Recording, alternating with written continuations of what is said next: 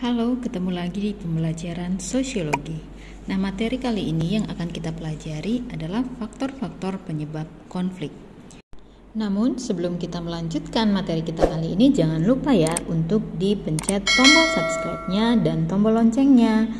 Seperti yang telah dikemukakan sebelumnya, konflik merupakan bagian dari sebuah proses interaksi sosial manusia untuk mencapai tujuan atau harapan. Sebagai proses sosial, konflik dilatar belakangi oleh perbedaan ciri-ciri yang dibawa individu yang terlibat dalam suatu interaksi. Nah, perbedaan-perbedaan tersebut meliputi perbedaan fisik, kepentingan, kebutuhan, pengetahuan, adat istiadat, dan keyakinan. Dengan ciri-ciri individual yang terdapat dalam interaksi sosial, konflik menjadi bagian yang akan selalu ada dalam dinamika sosial untuk masyarakat. Hampir tidak pernah kita temukan suatu masyarakat tanpa konflik, baik antar anggotanya maupun antar kelompok masyarakat. Pada prinsipnya, suatu konflik dapat terjadi apabila seseorang atau sekelompok orang terhalang upayanya dalam mencapai tujuan. Hal itu dapat disebabkan oleh perbedaan pandangan terhadap tujuan itu sendiri, norma-norma sosial, ataupun terhadap tindakan dalam masyarakat. Apabila sanksi terhadap perbedaan tersebut tidak tegas, dengan sendirinya langkah pertama menuju konflik bisa terjadi. Situasi itu disebut disorganisasi. Disorganisasi terjadi apabila perbedaan antara tujuan individu atau kelompok dan pelaksanaannya terlalu besar. Surjono Sukamto mengemukakan 4 faktor yang dapat menyebabkan terjadinya konflik dalam masyarakat, yaitu perbedaan antar individu, perbedaan kebudayaan, perbedaan kepentingan, dan perubahan sosial. Perbedaan antar individu. Setiap manusia tentu memiliki pendirian dan perasaan yang berbeda. Coba perhatikan diri Anda sendiri dan teman-teman sekelas. Tentu Anda akan menemukan adanya perbedaan pendirian dan perasaan antara diri Anda dengan teman-teman Anda atas suatu hal. Perbedaan pendirian ini dapat menjadi faktor penyebab konflik. Sebagai contoh, Anda dan beberapa teman memiliki pendirian bahwa ketika belajar, suasana kelas harus tenang. Sementara itu, teman-teman Anda yang lain berpendirian bahwa belajar sambil bernyanyi adalah sesuatu yang menyenangkan dan membantu. Nah, perbedaan pandangan seperti itu tidak jarang menimbulkan rasa amarah.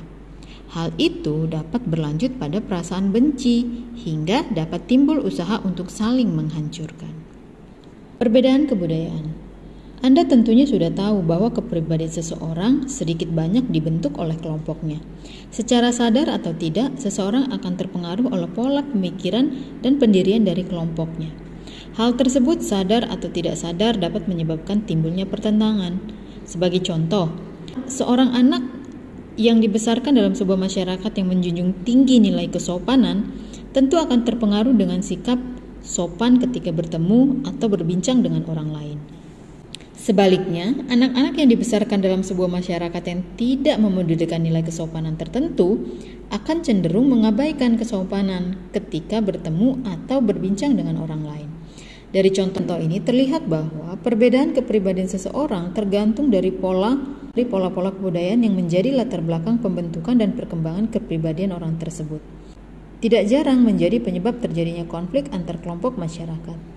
Interaksi sosial antar individu atau antar kelompok dengan pola-pola kebudayaan yang cenderung berlawanan dapat menimbulkan rasa amarah dan benci sehingga berakibat konflik.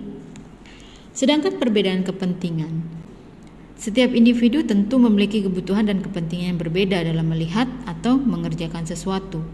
Demikian pula dengan kelompok. Setiap kelompok tentu memiliki kepentingan berbeda-beda dalam melihat atau mengerjakan sesuatu.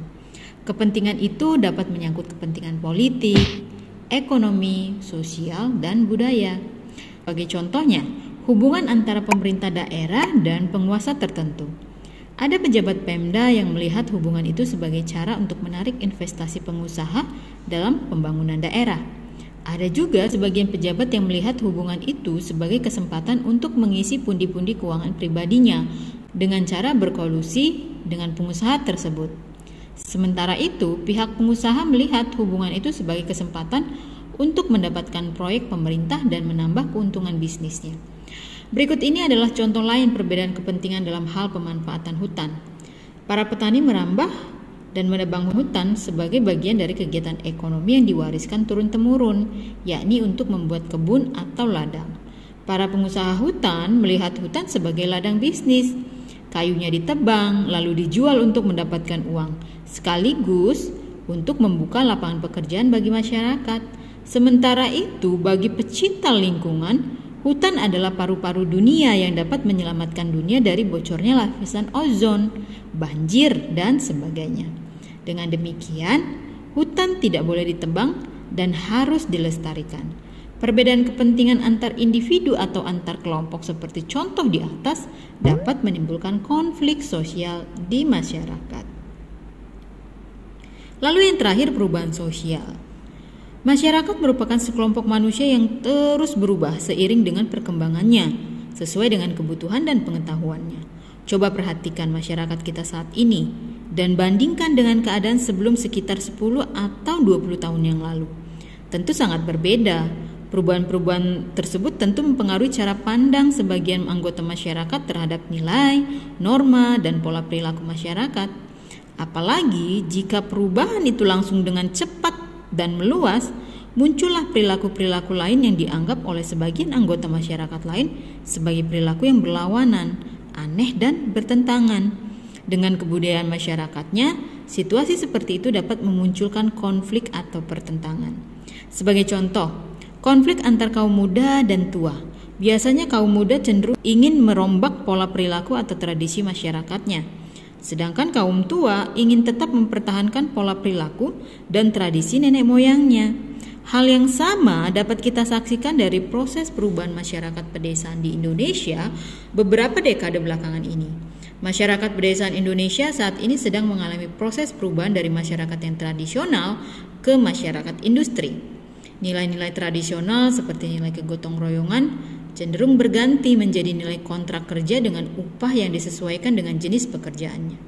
Demikian juga dengan nilai-nilai kebersamaan berubah menjadi individualisme, dan nilai pemanfaatan waktu yang awalnya berorientasi pada fungsi sosial berubah menjadi fungsi materialis, yaitu waktu adalah uang. Perubahan seperti itu tidak jarang menimbulkan konflik di tengah masyarakat. Konflik tersebut muncul karena ada upaya penolakan terhadap semua bentuk perubahan. Perubahan itu dianggap mengacaukan tatanan kehidupan masyarakat yang telah ada. Jadi, konflik terjadi karena adanya ketidaksesuaian antara harapan individu atau masyarakat dan kenyataan sosial akibat perubahan tersebut. Nah, demikianlah penjelasan tentang faktor-faktor terjadinya konflik. Terima kasih sudah mendengarkan video ini. Semoga bermanfaat.